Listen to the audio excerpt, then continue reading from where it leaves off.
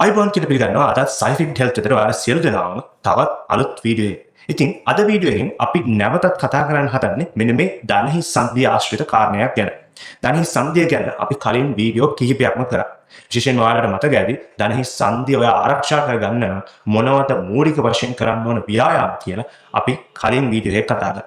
ඒ වගේම තමයි ධනහි සංධියේ ව්‍යුහය සම්බන්ධව අපි ඉන් අනතුරුව කතා කරා. මේ ආශ්‍රිතව ධනහි සංධිය පිළිබඳව ගෙනෙන වීඩියෝ මාලාවේ තවත් එක දිගුවක් විදියට තමයි අද වීඩියෝ එක අපි අරගෙන එන්නේ. ඉතින් අද වීඩියෝ එකෙන් කතා කරන්නේ ගොඩක් දෙනෙක්ට අමතක වෙන ගොඩක් දෙනෙක් වැඩි අවධානයක් යොමු නොකරන කාරණයක් ගැන. විශේෂයෙන්ම ඔයාගේ ධනහි සංධිය කිව්ව ගමන් අපිට මතක් වෙන්නේ අපගේ මාංශ පේශි කාණ්ඩ තුනක් ප්‍රධාන වශයෙන්. එකක් තමයි අපේ කලව ඉහළ ප්‍රදේශයේ තියෙන ප්‍රධාන මාංශ පේශිය වෙන quadriceps මාංශ පේශිය. ඒ වගේම කලව පිටුපස තියෙන hamstring මාංශ පේශිය. අනිත් අතට අනෙක් මාංශ පේශිය තමයි calf muscle එක. අපේ කෙන්ඩ ප්‍රදේශයේ මාංශ පේශිය. ඔන්න ඔය මසල් තුන තමයි ප්‍රධාන වශයෙන් ගොඩක් දෙනෙක් ශක්තිමත් කරන්නේ. ඒ වගේම ශක්තිමත් කරන්න කලින් ස්ට්‍රෙච් කරලා මාංශ පේශිය ඊමේ ව්‍යායාම කරන්නේ. මේ සියල්ල කරන්නේ මෙන්න මේ මාංශ පේශි තුන ටාගට් කරගෙන.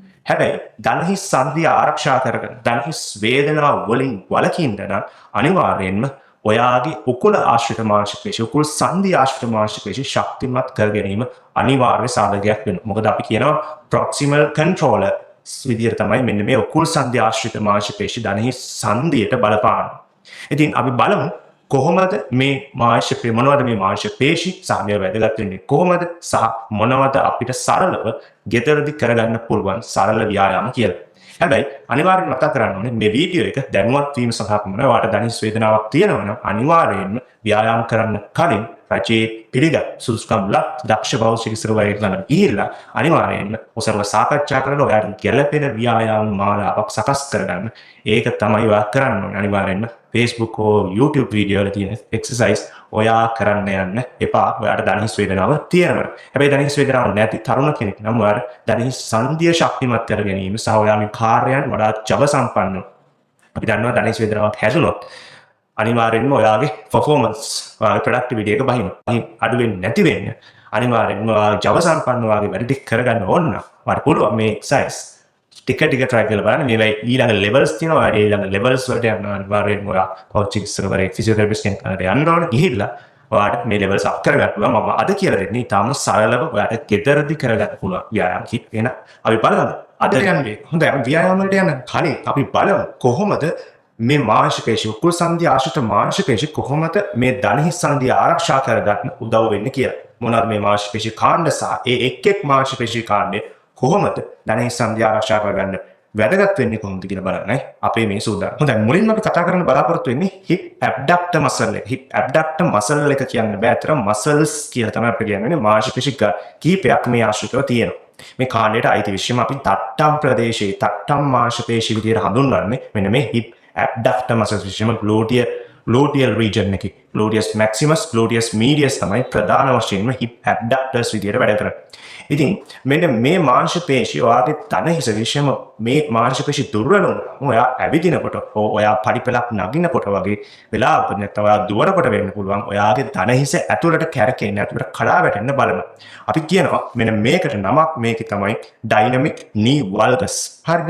මේකෙදි මේක ධනහිස් පොල් කට් අපි කියනවා පැටෙල් එක සහ අස්ථි අතර ඝර්ෂණය වැඩි කරලා ඒ අතර ඝර්ෂණය වැඩි වුණාන් පස්සේ මොකද වෙන්නේ? අර කාට්ලේජ් එක ගෙවීම වඩාත් වේගවත් වෙන. විශේෂයෙන්ම පැටෙල්ලා femoral pain syndrome කියන තත්ත්වය ඇති වෙන්න මේක හේතු වෙනවා කියලා විශේෂයෙන්ම පරීක්ෂණාත්මක අනාවරණය පාර මතක් කරන්න ඕනේ. Journal of Orthopedic and Sports Physical Therapy පළමු පරීක්ෂණ වාර්තාවලට අනුව ධනහිසේ ඉදිරිපස වේදනාවට මම කිව්ව පැටෙල් femoral pain syndrome එක ඇති රෝගීන්ගේ බහුතරයකදී මෙන්න මේ පේශි කාණ්ඩේ hip abductors දුර්වලයි කියලා හොයාගෙන තියෙනවා. ඉතින් අනිවාර්යයෙන්ම අපි hip abductor ශක්තිමත් කිරීම ඉතාමත්ම වැදගත් වෙයි. අපි එහෙනම් බලමු අපි මුලින්ම බලමු hip abductors කියලා කිව්වේ ප්‍රධාන වශයෙන්ම තට්ටම් ප්‍රදේශ ආශ්‍රිත මාංශ පේශි කාණ්ඩය. නම් මෙතනදී ප්‍රධාන වශයෙන්ම වැදගත් වෙන මාංශ පේශියක් තියෙනවා. ඒ තමයි gluteus medius. gluteus medius වල දායකත්වය hip abductors වල hip abduction වලට ඉතාමත්ම වැදගත්. ඉතින් මේ මාංශ පේශි ශක්තිමත් කර ගැනීම අපි මේ ව්‍යායාමයෙන් ආරම්භ කරනවා. ඉතින් මේ ව්‍යායාමයේ sideline leg press අපි බලමු කොහොමද කරන්නේ කියලා. විශේෂයෙන්ම දැන් මේ වගේ hard exercise නැත්නම් අපිට ගන්න පුළුවන් එක්සර්සයිස් මැට් එක අපි එක බිම දාලා ඔයාලා කරන්න පුළුවන්. කොහොම හරි මේකෙදි මේ එක්සර්සයිස් මැට් එකේ හෝ හાર્ඩ් මෙට්‍රස් එකේ සයිඩ් ලයින් එකට එහෙම නැත්නම් පැත්තට ආසි වෙන්න ඕන. පැත්තට ආසි වෙලා ඔයාගේ දණහිස ඔයාගේ දණහිස් දෙකට මම මේක සිද්ධ කරනවා. එතකොට එක දණහිසක් තමයි මුලින් ටාගට් කරන්නේ. එතකොට මේ පැත්තේ කකුල උඩට හින්න විදිහට ඔයා සයිඩ් ලයින් වෙන්න ඕනේ. ඊට පස්සේ මේ කකුල හිමින් ඉහළට ඔසවන්න තියෙනවා. විශේෂයෙන්ම ඉහළට ඔසවද්දි මතක තියාගන්න ඕනේ. ඉහළට ඔසවද්දි අනිවාර්යෙන්ම ඔයාගේ උකුල පැත්තෙන් නැති වෙන මේක කරන්න ඕනේ. පුළුවන් තරම් කිමීට ඔස්සන්න ඕනේ. සහ කිමීට පාත් කරන්න ඕනේ.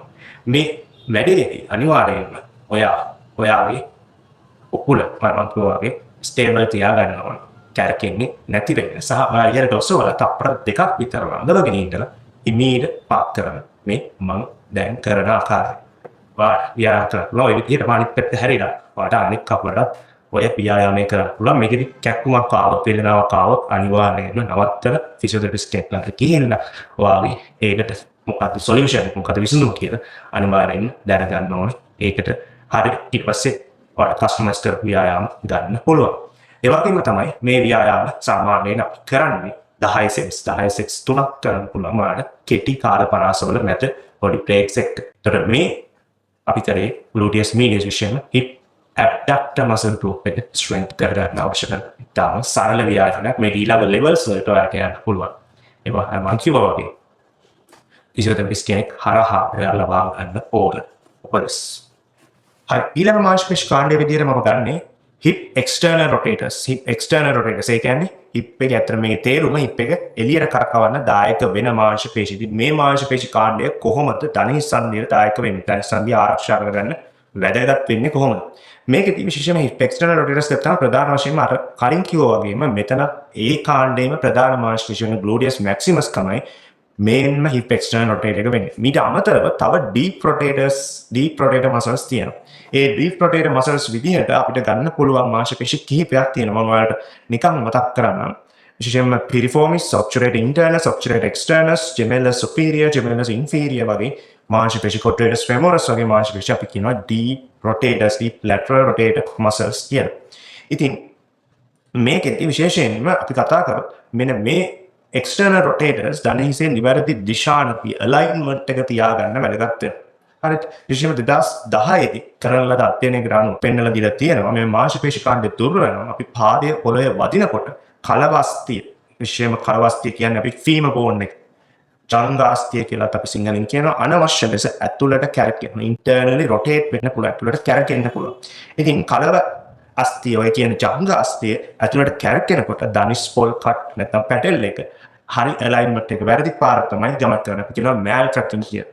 ඉතින් මේක ධනිස් කාටිලේජ් ධනිසේ කාටිලේජ් ගෙවී යාමට ඍජුවම බලපාන කාරණයක්. හරි ඊළඟ ව්‍යායාම ඊළඟට අපේ ටාගට් එක තමයි hip external rotators. ඊළඟ අපේ ටාගට් එක තමයි hip external rotators strength කරන. hip external rotators තුනම ප්‍රධාන වශයෙන් ප්‍රධාන මාංශපේශී විදිහට අපි ගත්තේ gluteus maximus. හරි ඉතින් gluteus maximus ශක්තිමත් කරගන්න කොහොමද? අපි බලමු ව්‍යායාම මොකක්ද කියලා. මේ ව්‍යායාමයට කියනවා clenches කියලා. ඒකත් සිප්පි කටුවක් විරුද්ධ වෙන ආකාරයට. අනාකාරයට තමයි මේ ව්‍යායාමය කරන්නේ. බලමු කොහොමද කරන්නේ කියලා. ඔයා මුලින් පැත්තට හැරිලා ධනිස් දෙක අංශක 90ක් පමණවසේ නවා ගන්න ඕන. ඊට පස්සේ ඔයාගේ විලුඹ heels දෙක එකට එකතු කරලා තියාගන්න ඕන. හරි ඔයාලා වීඩියෝ එකේ පේන විදිහට. දැන් ඊට පස්සේ ඔයාගේ උඩින් තියෙන ධනිස සිප්පි කටුවක් විරුද්ධ වෙන ආකාරය ඉහළට ඔසවන්න ඕන. සෙමෙන් ඉහළට ඔසවන්න ඕන. විලුඹ එකට තියාගන්න. විලුඹ වෙන් කරන්නේ නැහැ. ධනිස වෙන් කළා ධනිස ඉහළට ඔසවන්න. ඊට පස්සේ තප්පර දෙකක් විතර මේ විදිහට තියාගෙන ඉතල හිමීට පාත් කරන්න ඕන. පුළුවන් තරම් හිමීට පාත් කරන තරමට ඔයාගේ මාංශපේශී හොඳින් ශක්තිමත්. එමින් කරන තරමට මේ වේ. හිමින් ඉලට එසවීම, හිමින් ඉහළට පාත් කිරීම තාම වැඩ. ඉතින් මේකෙදි තරමත් වගේ කොන්ද ඔයාගේ කොන්ද ප්‍රදේශය සහ ඉන ප්‍රදේශය කැවෙන්නේ නැති වෙන්නේ කරන ඉතාම වැඩ. ඒ බැලන්ස් එකේ බැලන්ස් එක මේන්ටේන් කරන ගමන් කරන තමයි මේක වඩා හොඳ ප්‍රතිඵලයක්. ඊළඟට අපි කතා කරමු hip adductor muscles. hip adductor muscles අපි කියනවා inner thigh muscles කියලා. ඒ කියන්නේ ඔය කලව ප්‍රදේශයේ ඇතුළත තියෙන මාංශපේශී කාණ්ඩය. මෙන්න මේ inner thigh muscles නැවතත් මම කියන්නේ ගොඩක් දෙනෙක් අවධානය යොමු නොකරන මාංශපේශී කාණ්ඩයක්. හැබැයි පරීක්ෂණාත්මකව ගත්තොත් අපි ගත්තොත් ධනිසේ ඔස්ටියෝආර්තරයිටිස් රෝගීන් සම්බන්ධව කළ පරීක්ෂණවලදී පෙනී ගිහිලා තියෙනවා මේ පේශිවල දුර්වලතාවය ඇවිදිනකොට දන හිස දෙපැත්තට වැනීම පාලනය කරගන්න බාධා කරනවා කියලා. විශේෂයෙන්ම දන හිසට දරන්න පුළුවන් බර නිවැරදිව බෙදා හරන අපි කියනවා load distribution එකට මෙන්න මේ adductor muscles වල strength එක ගොඩක්ම වැදගත් වෙනවා. ඉතින් මේ මාංශ පේශී කාණ්ඩය දන හිසේ ස්ථාවරත්වයේ ස්ටැබිලිටි එක හදාගන්න අනිවාර්යයෙන්ම ලොකු කාර්යභාරයක් කරනවා. මේ මාංශ පේශී කාණ්ඩයට මසල්ස් අපි ගත්තොත් විශේෂයෙන්ම adductor longus, adductor brevis, adductor magnus වගේ මාංශ පේශී මේ කාණ්ඩය යටතේ අපිට ගන්න පුළුවන්. ඊළඟට අපි බලමු hip abductor muscles. hip abductor muscles කතා කරා වගේ මේ abductor muscles කොහොමද strength කරගන්නේ, ශක්තිමත් කරගන්නේ කියලා සාගල ගියා. මේකදී අපි කරන්නේ pillow squeeze. කොට්ටයක් තද කිරීම කියන යාම. මේ කොහොමද කරන්නේ? මෙන්න මේ විදිහටයි මේක කරනවා. මුලින්ම උඩු බැලිය අත. ඒ කියන්නේ උඩ බලාගෙන ඔයාගේ ඇඳේ නැත්තම් hard mattress එකේ නැත්තම් exercise mat එකේ නිදා ගන්න ඕන. ඊට පස්සේ දණහිස් දෙකම ඔයා නවන්න ඕන. නවල අංශ 90කට පමණ නවල ඊට පස්සේ දණහිස් දෙක අතරට ගානකම කොට්ටයක් කියලා ඔයාලට බෝලයක් තියෙනවා soft ball එකක් තියෙනවා නේද තියාගන්න පුළුවන් නැත්තම් සරලව අපිට ගෙදර තියෙන කොට්ටයක් තියාගන්න පුළුවන්. කොට්ටයක් දෙක නවල වගේ තියාගන්න හරි. ඊට පස්සේ ඔයා හුස්ම පිට කරන ගමන් දණහිස් දෙකෙන් කොට්ටය තද කරන්න ඕන. ඊට පස්සේ තප්පර 5ක් පමණ තද කරගෙන ඉඳලා හිමීට මේක බුරුට කරනවා. විශේෂයෙන්ම හුස්ම ගැන සැලකිලිමත් වෙනවා. හුස්ම පිට කරන ගමන් තමයි අපි තද කරේ. ඒ වගේම ඔයාලට රිහීට් කරන්න පුළුවන් හුස්ම ගන්න. හරි. තප්පර 5ක් ඔයාලට අමාරු නම් මුලින් තප්පර 2කින් 3කින් පටන් ගන්න. ඊට පස්සේ ඔයාලට තප්පර 5ක් දක්වා යන්න පුළුවන්. අවසාන මාංශපේශී කාණ්ඩයේ විදිහට මේ උකුල් සංධිය ආශ්‍රිත අවසාන වශයෙන් අපි කතා කරන මාංශපේශී කාණ්ඩය වෙන්නේ hip flexors. hip flexors ගත්තහම ප්‍රධාන වශයෙන් අපේ කලව ප්‍රදේශයේ ඉහළින් අපි කියනවා කල ප්‍රදේශයේ තියෙන මාංශ පේශී ගත්තාම අපි ගත්තනේ quadriceps කියන්නේ. හැබැයි quadriceps වලට ඉහළින් තියෙනවා තව මාංශ පේශී කාණ්ඩයක්. ඒකට අපි කියනවා hip flexors කියලා. මේකෙදි hip flexors වර්ග ප්‍රධාන වශයෙන් මාංශ පේශී දෙකක් තියෙනවා. එකක් තමයි iliacus අනිත් එක තමයි psoas major muscle එක. මේකට දෙකම එකට අපි කියනවා iliopsoas කියලා. ඉතින් මෙන්න මේ hip flexors ගත්තාම hip flexors කොහොමද දණහිස් සංධිය ආරක්ෂා කරගන්න වැදගත් වෙන්නේ. මේ සම්බන්ධව මේ විදිහටයි ඇත්තටම කරුණු අනාවරණය වෙලා තියෙන්නේ. අපි ගත්තොත් එහෙම දැන් අපේ මෙන්න මේ ගොඩක් වෙලා අපි වාඩි වෙලා ඉන්නකොට ගන්නවා වාඩි වෙලා ඉන්නකොට අපේ මෙන්න මේ මාංශ පේශී කාණ්ඩය ටයිට් වෙන්න පුළුවන්. තද වෙන්න පුළුවන්. ස්ටිෆ් වෙන්න පුළුවන්.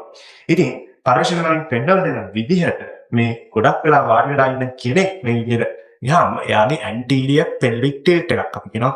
ඔයාගේ pelvis එක ඉස්සරහට කැරකෙන්න පුළුවන් ටිකක් කැරකෙන්න පුළුවන්. මේ නිසා මේ මාංශ පේශිය තවදුරටත් තද වෙලා ඔයාගේ කොන්දේ අමාරු වලට මේ iliopsoas නැත්නම් අපි කියන hip flexors වල tightness එක බලපාන්න පුළුවන්. හැබැයි අපි අද වීඩියෝ එක කතා කරන්නේ කොන්දේ අමාරු ගැන නෙමෙයි දණහිස් වේදනාව ගැන. දණහිස් වේදනාවට මේ කොහොමද බලන්නේ? මෙන්න මේ iliopsoas ටයිට් උනායින් පස්සේ ඔයාගේ දණහිස් දණහිස වැඩ කරන්න අවශ්‍ය වෙන quadriceps මාංශ පේශියට අමතරව වැඩ කරන්න සිද්ධ වෙනවා. එයා සාමාන්‍යයෙන් කරන වැඩේට අමතරව එයාට අර tightness එක බේරගෙන තවදුරටත් එයාගේ කාර්යය ඕනකට වඩා කරන්න වෙනවා. මේ නිසා ඒ මාංශ පේශිය දුර්වල වෙන්න මේක බලපානවා. ඒ වගේම තමයි දණහිස් සංධිය මත යෙදෙන පීඩනය ශරීරව වැඩි වෙන්න මෙන්න මේ iliopsoas වල නැත්නම් hip flexors වල tightness එක බලපාන්න පුළුවන්. ඔන්නෝමයි මාංශ පේශී කාණ්ඩ 4 ගැන අපි කතා කරා. මේ flexors ගැන කතා කරද්දී flexors වල tightness එක තමයි වඩාත්ම focus කරන්න ඕන කාරණා. හරි. අපි කලින් මතක් කරා වගේ මෙන්න මේ tightness එක මග අරගෙන නම් අපි මුලින් strengthening කරන්න කලින් මාංශ පේශිය ශක්තිමත් කරන්න කලින් මාංශ පේශිය ඇදීමේ ව්‍යායාම කරන්න. ඉතින් hip flexors වලදී අපි මුලින්ම මෙන්න මේ hip flexor stretch එක මුලින් කරලා ඉන්නවා. hip flexor stretching ආකාර කිහිපයක් තියෙනවා. වඩාත් effective ක්‍රමවේද ගොඩක් තියෙනවා. නමුත් මම මෙතනදි focus කරන්නේ සරලව ඔයාට කරගන්න පුළුවන් ගෙදරදී කරගන්න පුළුවන් ව්‍යායාම ආකාරයක්. වෙන්දි බලන්න ඔයාලා මෙන්න මේ ඉන සහ ඉන ආශ්‍රිතව කලව ඉදිරිපස ප්‍රදේශයේ ඉන ආශ්‍රිත ප්‍රදේශයේ මාංශ පේශිය ඇදීමක් ඔයාට දැනෙනවා. අන්න ඒ දැනෙනවා නම් ඒ කියන්නේ ඒ ආශ්‍රිත මාංශ පේශිය ඇදීමකට ලක් වෙනවා. ඒ කියන්නේ stretch වෙනවා. මෙන්න මේ stretching එක කරගන්න ඕනේ. ඊට පස්සේ අපිට පුළුවන් strengthening වලට යන්න strengthening exercise එකක් මම පෙන්නනවා. හැබැයි ඊට කලින් stretching කරලා තමයි strengthening කරන්න නැත්නම් අර tightness එක තවත් දුරටත් develop වෙන්න පුළුවන්. කෙලින්ම strengthening වලට ගියොත් බලමු මුලින්ම stretching exercise එක කොහොමද කරන්නේ කියලා. මේකෙදී ඔය ආධාරකයක්